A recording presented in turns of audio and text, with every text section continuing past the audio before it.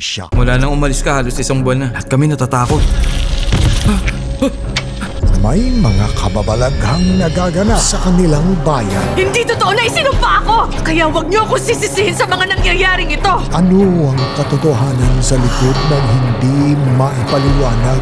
Kapag pinaghalo mo parehong mabubuhay ang ating mga ninuno. Dapat hindi na siya ipinanganak. Inugani ngayong Saturday 10 p.m. sa Screams on Screen ng Heart of Asia.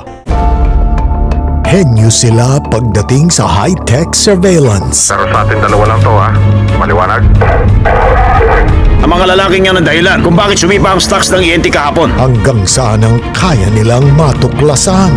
Kapag binenta niya ang lahat ng shares din, pag nagbalik ang trading, siguradong pareho tayong patay nito. At kapalit ba nito ang sariling kaligtasan? Overheard. Ngayong Sunday 12 noon sa Bida Asia.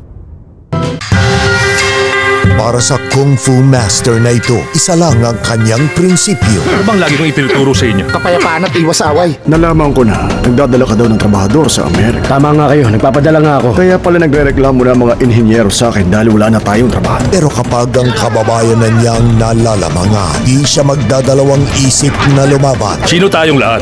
Dapat nagkakaisa tayo. Fist from Shaolin ngayong Sunday 8 p.m. sa Asian Cinemix.